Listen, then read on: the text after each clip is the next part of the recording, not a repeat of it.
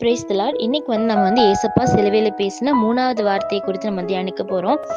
3வது வார்த்தை யோவான் 19வது அதிகாரம் 26வது 27வது வசனத்துல இருக்கு. ஸ்திரீயே, அதோ உன் மகன், அதோ உன் தாய் அப்படின்னு சொல்லிட்டு சீஷனை பார்த்து, அன்பான சீஷனை பார்த்து ஏசப்பா சொல்றது நம்ம பார்க்கிறோம். இதுல என்ன அப்படின்னா, ஏசப்பாவுக்கு நிறைய சகோதரர்கள் இருந்தாங்க, நம்ம வேதத்துல வாசிக்கிறோம். ஆனா ஏசப்பா அவங்களுடைய அம்மாவை பாத்துக்கிற ஒரு பெரிய ரெஸ்பான்சிபிலிட்டியா, ஒரு பெரிய பொறுப்பை யாருக்கு கொடுத்தாரு அப்படின்னா யோவானுக்கு தான் கொடுத்தாரு. யோவான் அவருடைய சீஷர்கள்ல ஒருத்தங்க, அவருக்கு தான் ஏசப்பா கொடுத்தாரு. ஏன் அப்படின்னா, அவரை சிலுவையில அறையருக்கு கூட்டு போகும்போது சரி, அவரை நியாய விசாரணை கூட்டு போகும்போது சீஷர்கள் எல்லாரும் அவரை விட்டு ஓடி போனாங்கன்னு நம்ம வேதத்துல பாக்குறோம். யாருமே அவர் கூட இல்லைன்னு பாக்குறோம். அப்போ அவங்க சகோதரர்கள், அவங்க ஃபேமிலி, அவங்க சீஷர்கள் யாருமே அவர் கூட இல்லை. அவர் கூட அவர் கடைசி வரைக்கும் பின்தொடர்ந்த ஒரே சீஷன் யோவான் மட்டும்தான். எந்த ஒரு ஹார்டான சிச்சுவேஷன்லயும் என்னை விட்டுட்டு போகாத ஒருத்தர் யோவான் தான். அப்போ எங்க அம்மாவை இவர் நல்லா பாத்துக்குவாரு அப்படின்னு சொல்லி நம்பிக்கையில ஏசப்பா யோவான் கிட்ட அவங்க அம்மாவை ஒப்படைக்கிறாரு. நம்ம மத்த பைபிள்ல 4 சுவிசேஷ பகுதி படிச்சு பார்க்கும்போது யோவான்ல ஏசப்பா பேசின அநேக வார்த்தைகளை நம்ம அதுல பார்க்க முடியும்.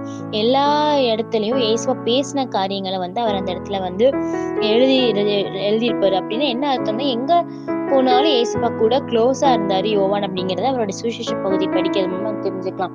அதுவும் இல்லாம ஏசப்பா ஏதாவது முக்கியமான பெரிய அதிசயங்கள் செஞ்சாங்க அப்படின்னா, அற்புதங்கள் செஞ்சாங்க அப்படின்னா, அந்த இடத்துலயும் யோவான் கண்டிப்பா ஏசப்பா கூப்பிட்டு போறாரு. அவருடைய க்ளோஸ் சர்க்கிள்குள்ள யோவான் இருக்காரு. கடைசி நேரத்துல சிலுவையிலேயே யோவான் தான் ஏசப்பா கூட இருந்தாரு. எல்லா நேரமும் ஏசப்பா கூட அவர் இருந்தனால, அவர் மார்பில சாய்ந்து இருந்த அன்பான சீஷனா இருந்ததுனால அவ்வளவு பெரிய பொறுப்பை ஏசப்பா அவரை நம்பி ஒப்படைக்கிறாரு. இன்னைக்கு நம்மளை நம்பி ஏசப்பா ஒரு பொறுப்பை நமக்கு தருவாரா அப்படின்னு சொல்லி நம்ம யோசிச்சு பார்க்கணும்.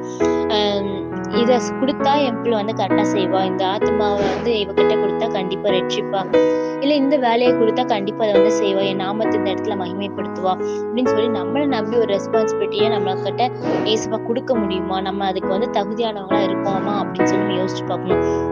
நம்ம வேலை செய்யற இடங்கள்ல, படிக்கிற இடங்கள்ல என்னோட நாமத்தை மகிமைப்படுத்துவா, நான் கொடுத்துருக்க டேலண்ட்டை வச்சு என்னோட நாமத்தை மகிமைப்படுத்துவான்னு சொல்லி நம்மளை நம்பி கடவுள் ஒவ்வொரு சில விஷயங்களை கொடுத்துருக்கிறாரு. இப்ப நம்மள ஒரு வேலை கொடுத்துருக்கிறாரு அப்படின்னா, இந்த வேலையில உண்மையா இருப்பாங்க, எந்த தப்பு பண்ண மாட்டாங்க அப்படின்னு சொல்லி நம்மளை நம்பி ஒவ்வொரு சின்ன சின்ன பொசிஷன் கொடுத்துருக்கிறாரு. பைபிள்ல நம்ம ஒரு அழகான வசனம் பாக்குறோம். அநீதியான உலக பொருள்கள் உண்மை இல்லாத இருந்தோம் அப்படின்னா நம்மளை நம்பி பெரிய பொறுப்புகளை எப்படி தருவாங்க அப்படின்னு சொல்லி. அப்போ நம்ம இந்த சின்ன சின்ன விஷயங்கள்ல உண்மையா இருக்குமா அப்படின்னு சொல்லி ஏசப்பா நம்மளை செக் பண்றாரு. ஒரு பெரிய பொறுப்பை நம்ம கையில தரதுக்காக நம்மளை கடவுள் ஆயத்தப்படுத்துறாரு. அப்போ யோவான் மாதிரி ஒரு பெரிய பொறுப்பை கடவுள்கிட்ட இருந்து வாங்குற அளவுக்கு நம்ம தகுதி உள்ளவர்களா மாறணும். அப்படின்னா நம்ம என்ன பண்ணணும் அப்படின்னா, எல்லா சிச்சுவேஷன்லயும் ஏசப்பா கூட இருக்கணும். எல்லா நேரத்திலயும் அவரை நெருங்கின ஒரு சீஷனா நம்ம இருக்கணும். தேங்க்யூ.